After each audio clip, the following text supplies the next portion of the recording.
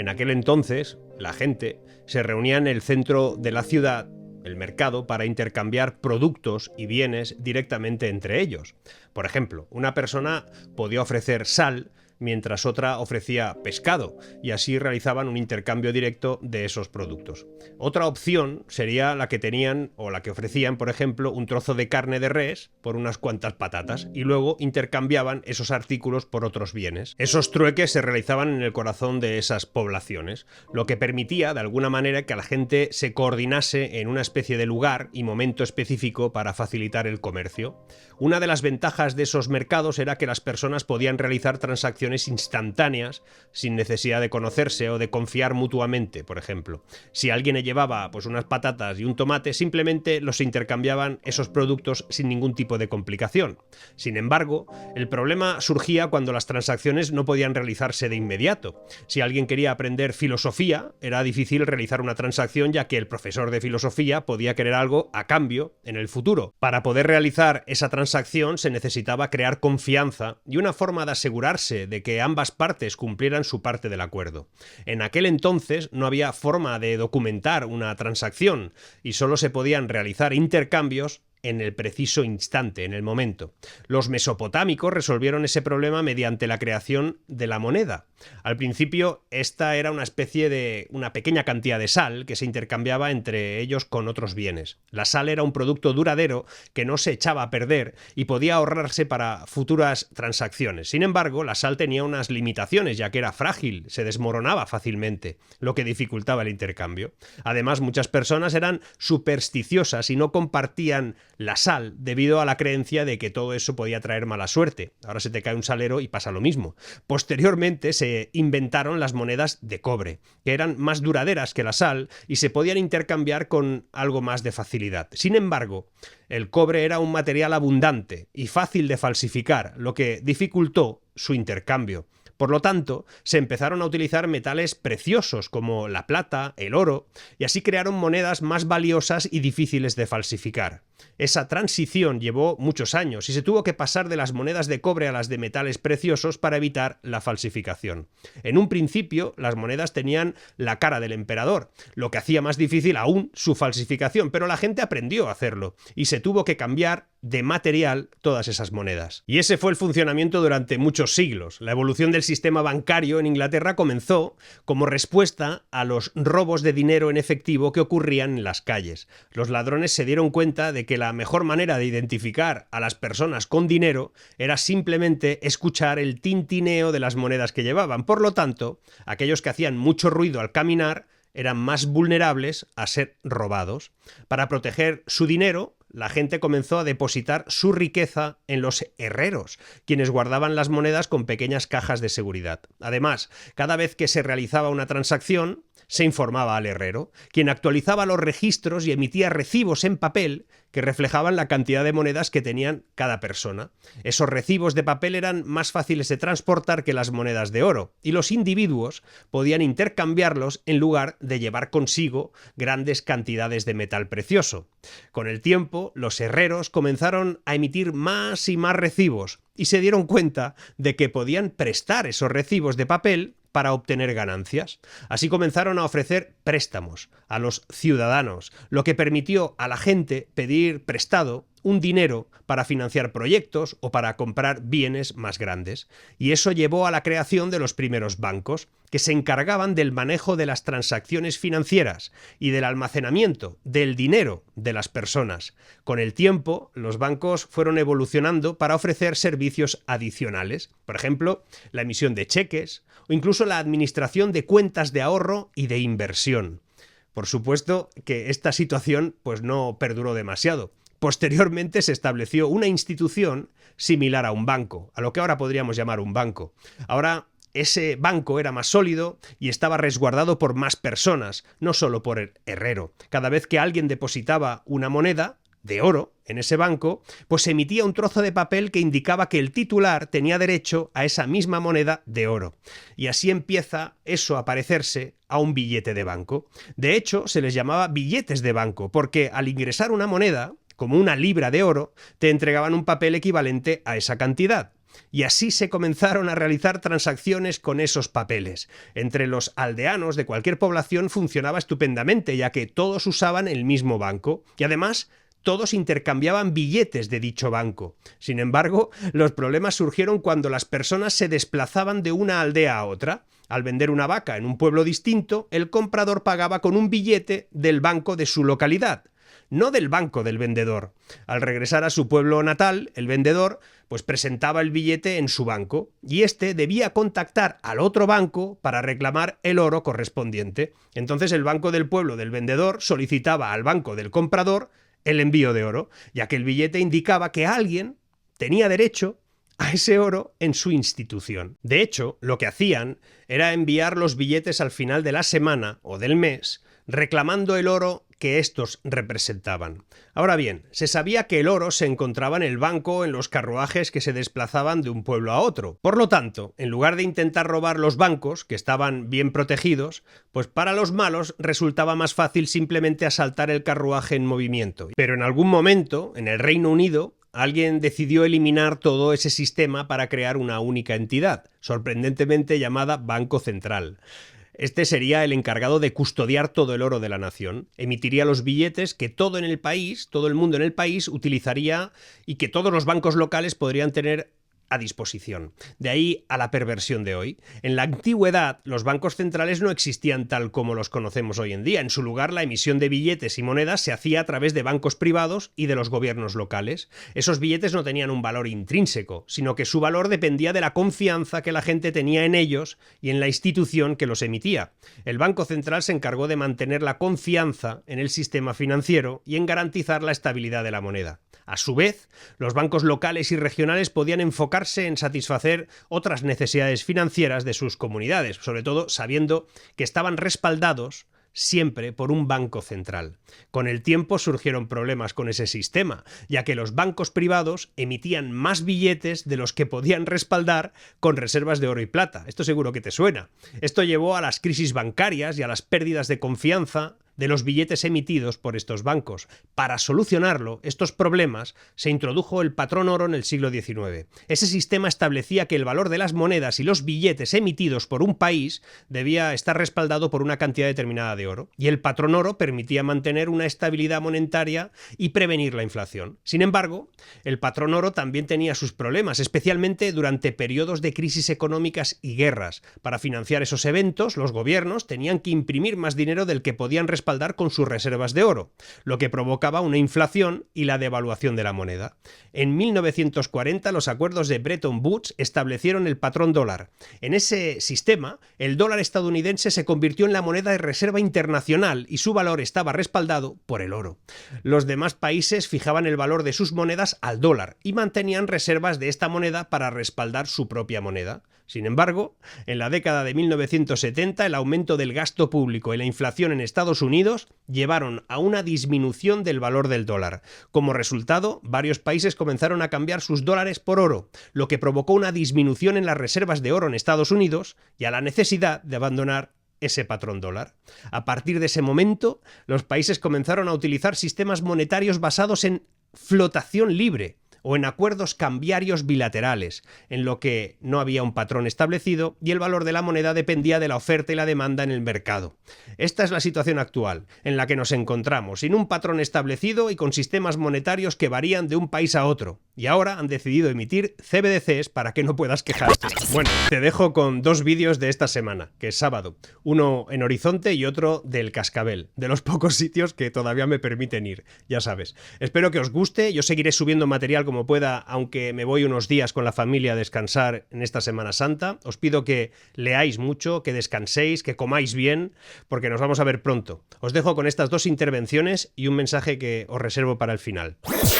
Y de verdad me hace mucha ilusión presentar aquí a Marc Vidal, que causó impresión muy grata muchos ya le conocían evidentemente, pero muy grata en su primera intervención. ¿No te imaginas, sí te lo imaginas, sin fin de personalidades que estaban muy atentos a lo que contabais del tema de las finanzas? Te lo agradezco mucho, Marc, bienvenido. Aquí estoy encantado gracias, de estar con vosotros. gracias. Yo a Francia la dejaría, o sea, le haría un paréntesis. Francia obviamente está utilizando todas las herramientas que tiene desde el punto de vista de los bloques negros y tal, pero es que Francia, en cuanto notan o perciben que pierden algún tipo de derecho, que ellos le llaman derechos fundamentales, a servicios públicos, en ese momento es cuando están bien organizados porque tienen grandes sindicatos en los dos lados, que eso nosotros no lo tenemos. O sea, ellos tienen sindicatos de ultraizquierda y sindicatos de ultraderecha y trabajan a la vez.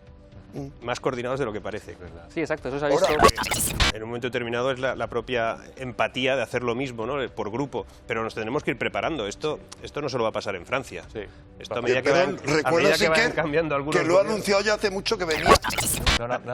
Solo hay tres elementos ahora que diferencian a momentos anteriores. Uno, las ventanas de Overton se manejan de forma mucho más rápida, la velocidad de la información es brutal. La segunda es que necesitas detonantes. En cuanto hay un detonante como esto, se esparce. De 60 años y todos. Y la tercera es que ahora mismo el caos es el orden. Ahí está. O sea, lo que sucede ahí es orden realmente, no es un caos aparente. Preguntas del tema financiero. ¿Queda algo por decirnos, sobre todo Marc y Ángel, que es vuestro campo? Traído aquí Porque una claro, competencia durísima. no, venga, os pido un titular a cada uno, por favor, y me contáis un poco. ¿Tenemos que estar tranquilos o no, Marc? A medias. Yo os lo dije hace unos días, esto no es una cosa rápida ni inmediata, ni tiene tanto que ver con lo que hasta ahora ha parecido que era el motivo de las explosiones de estas entidades. Claro, porque alguien se pregunta, bueno, ¿qué ha pasado? Nos hemos olvidado ya, pero esto ¿cómo es posible? Además os lo dije, o sea, se irá apagando, volverán a aparecer pequeñas explosiones. No va a haber ninguna explosión nuclear del sistema financiero, van a haber pequeñas explosiones, todavía queda alguna. Hay alguna entidad que podría estar o va a sufrir básicamente porque va a perder valor en bolsa. Ya los expertos más o menos sabéis por dónde va el tema con antelación, ¿no? ¿Sabes? O sea, estos van a tener problemas. Claro, porque además nos dicen que nosotros no tenemos nada que ver con lo que sucedió en Estados Unidos, y es verdad que en Estados Unidos hay una regulación distinta, hay una composición bancaria distinta, hay una contabilidad distinta, es decir, allí no tienen la obligación de constantemente ir reduciendo la cartera negativa o la cartera que se deteriora, mientras que allí lo hacen de golpe. Entonces, claro, lo que pasó con Silicon Valley Bank es que lo tuvieron que hacer de golpe, 22.000 millones de dólares que estaban mal, o sea, y tuvieron el problema que tuvieron. Pero, sin embargo, nosotros tenemos cosas muy similares a la banca americana. Tenemos problemas, por ejemplo, con los escándalos bancarios. O sea, hace 2 días estaban registrando un montón de entidades en Francia. Atentos a esas entidades, que de momento parece que la bolsa ni se ha enterado. Que se enterará. Tenemos un problema fundamentalmente de pérdida de valor y capital de la banca europea, que ha perdido un 25% en las últimas semanas. Y sobre todo, de momento, los depósitos no se están yendo. Pero empieza a haber tan poca rentabilidad que te dan en un banco que la gente empieza a pensar, bueno, pues yo me llevo el dinero de aquí y ahí es donde está costando. Claro. Bueno, claro, yo tengo una garantía de un 3 y algo, no sé, la más garantizada, las letras del Tesoro, pero no lo voy a dejar en un banco que no me renta. Los bancos no van a dar dinero porque están sobrados de liquidez, ese es un argumento real, pero esa liquidez, ya sabemos que los ratios de liquidez con respecto al valor que tendrían que tener es muy bajo. Y ese es donde está el riesgo en estos momentos del sistema financiero. Y un segundo y con esto termino. Nosotros estamos asumiendo que la regulación está bien hecha. Sale el presidente, no sé, sale el Banco de España, sale el ministro de turno, sale el presidente y nos dice, tranquilos que nosotros hemos aprendido y de 2007 aquí lo hemos arreglado todo. Nos tenemos que fiar de que la regulación es correcta cuando resulta que los actos extraordinarios que estamos viviendo no se los esperaba nadie. 24 horas antes de que quebrara el Silicon Valley Bank, en la Reserva Federal no sabían qué iba a pasar todavía. Es decir, y para terminar, ojo, porque el problema no es si un banco está mal, no es si va a explotar otro, es que el sistema vale mucho menos de lo que nos están diciendo. Hay demasiado dinero en el sistema y eso hace que desvalore. La pregunta que os quería hacer... Otra entidad, porque ya no sí, ahora las quiebras se llaman así. Quebrar un banco ya nunca se llamará quiebra ni fallida. Será absorción, fusión, adquisición. Rescate no se suele decir tampoco, pero podrá interpretarse que es un rescate. No solo se va a empobrecer todo el mundo, no solo es un tema de empobrecimiento, la realidad es que desaparece la clase media. Correcto. Está detrás de todo lo que estamos hablando hoy. La desaparición de la clase media como entidad es lo que se persigue desde hace tiempo por algunas élites. Básicamente porque es mucho más fácil controlar al que depende que al que tiene capacidad de gestión propia. Y eso es la clase media. Dice Marx siempre. Los chinos no piensan a 5 años. Los chinos piensan a 50 y a 100. Es que no tienen elecciones. La gran No, es real. Y creo sinceramente... Es muy buena, Ángel. No, es así. Los chinos tienen un planteamiento, incluso desde el punto de vista de gobierno, de planes de gobierno a 100 años, porque consideran que los que vengan pueden seguirlos. Yo creo que una guerra lo que hace es poner las piezas más profundas de lo que estaban anteriormente. Y creo sinceramente que aquí hay unos que ganan y otros que pierden. Europa pierde. Europa está en decadencia y se demuestra más en guerra. Estados Unidos es un país decadente también y evidentemente no está siguiendo esta historia desde el punto de vista de que pudiese ser parte. Está dejando que otros sucedan. Y quien está ganando esta guerra en estos momentos es China. Y es tan evidente que hasta hace cosa decirlo. Es China. Ahí está. Sí. Y hace poco fue a ver a Rusia. Quiero decir que cuidado con esto. O sea, no... Buenas noches, Marc. Buenas noches, Antonio. ¿Qué tal? Pues de entrada te pregunto, esto del Producto Interior Bruto, fíjate, estamos hablando de un PIB en España 10.000 euros por debajo de la media de la zona euro, de los países del euro concretamente, y que no remontamos, no llegamos al tiempo o al año de la prepandemia, antes del COVID. ¿Qué está pasando? Porque claro, si oyes hablar a Nadia Calviño, oyes hablar a Sánchez el otro día en la moción de censura, bueno, pues aquí estamos en el mejor de los mundos y ellos han hecho, vamos, una economía de lujo, una gestión extraordinaria, fantástica. Viene de lejos, el tema del PIB en España viene de lejos, viene del 2008, es decir, no hemos, en lo que es el PIB real de este país no ha remontado desde entonces. Aquí hay un tema y es que se está hablando de PIB real, es decir, PIB real per cápita, que es algo que no se suele utilizar en el comparativo con otros países y ahí pues sí que somos los últimos, pero no se suele utilizar. Lo que hay que utilizar es lo que comentaba Íñigo, que es el hecho de que tenemos el PIB nominal per cápita, que es el cuarto peor de Europa, después solo tenemos por detrás, estamos en la zona casi de descenso de la Champions League de entonces, que decía aquel, a la zona de descenso que ahora mismo pues están por detrás nuestro solamente Bulgaria, Grecia y Portugal casi está como nosotros. Es decir, nosotros tenemos un problema de cómo trasladar un crecimiento que no se produce como se tendría que producir a lo que sería el reparto entre las personas que viven en este país. Tenemos un problema productivo y cuando ahora mismo en ese debate pues la ministra decía que nosotros somos quienes están garantizando un amortiguador social que permite que la gente... Ya, pero es que lo que no están haciendo, en todo caso, si eso es así, que habría que revisarlo bien, qué significa hoy en día en España ser pobre y cuántos más pobres hay y cuánto más riesgo de exclusión hay en España, habría que revisar también qué elemento que estimule la producción, el sector productivo, se está haciendo en España. Porque de momento lo único que sabemos es que se está castigando al sector productivo con más impuestos, con una intervención en precios, con una intervención estatal, fundamentalmente en la propia economía, que es todo lo contrario a lo que podría estimular la economía, ese crecimiento de PIB y sobre todo en la incorporación de nuevas tecnologías, de nuevas modalidades de generar un modelo productivo futuro mucho más sostenible y que sobre todo fuera mucho más sólido y no ahora mismo lo que tenemos es una calidad del empleo que se demuestra por las horas trabajadas. Bueno, ya sabes que Sánchez es probablemente el único presidente del gobierno del mundo que admite que en España hay X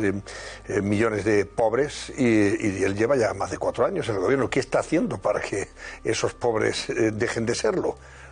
Cabe preguntarse, pues él lo admite y lo reconoce. Esto es así, la estadística, los datos, tal. ¿Y usted qué hace entonces? ¿A qué se dedica?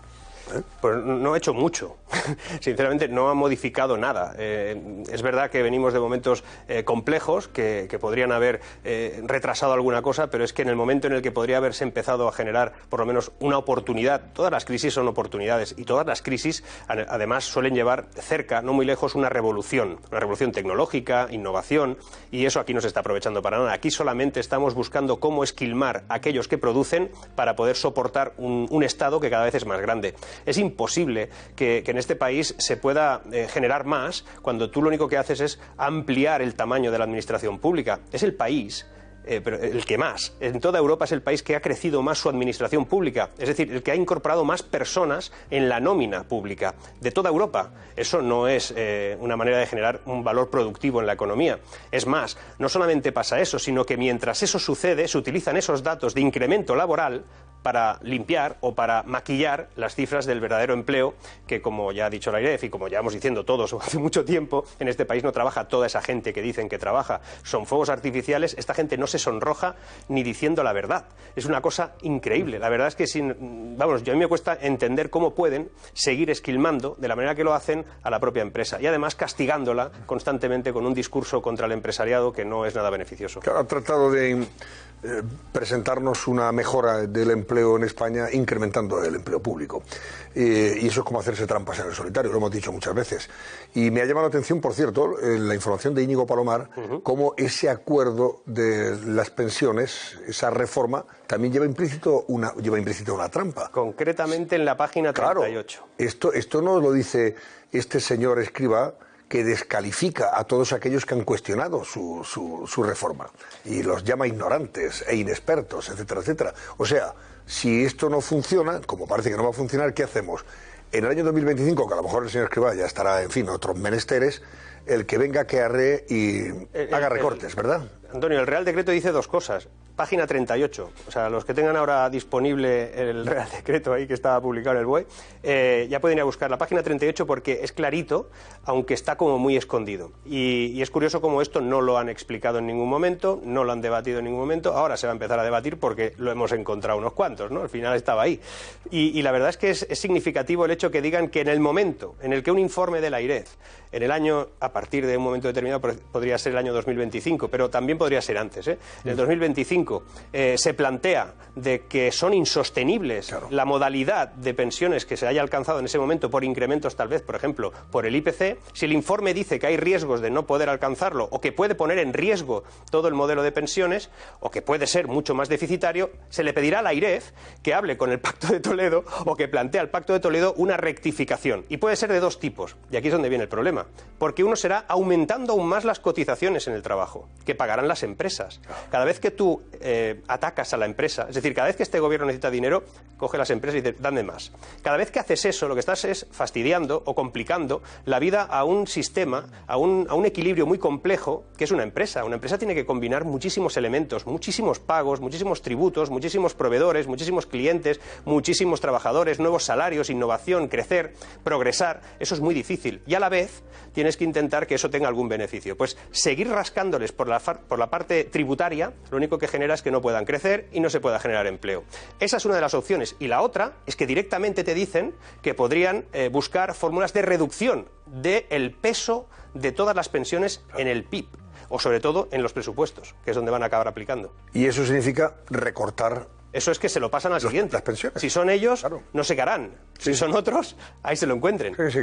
La tijera la utiliza usted. Yo ya he garantizado mi paz social, no la del país, porque esa no es real. Al final está sustentada sobre supuestos que no se corresponden con la realidad. Dice ahora el que venga, que asuma esa responsabilidad y probablemente busque la justificación para que los sindicatos se echen a la calle. ¿Sabes lo que pasa, Antonio? Porque hablamos con gente y dicen, hombre, pues la verdad es que hay mucha gente que puede estar todavía pensando que razonablemente la economía pues aguanta y que las empresas están ahí, que el empleo, pues a pesar de que son peores los datos, pues son unos datos que mejoraron con respecto a otro momento. Aquí el problema está en que lo que estamos es reduciendo la clase media. Y esto es muy grave. Este gobierno está consiguiendo que la clase media se reduzca, sea la clase media menguante. Está pasando en más países. Y estamos creando un escenario en el que hay un grupo de personas, un grupo social que es capaz de incluso haber mejorado su situación. De hecho, tú le preguntas a la gente ahí como doble encuesta, ¿no? ¿Tú estás bien?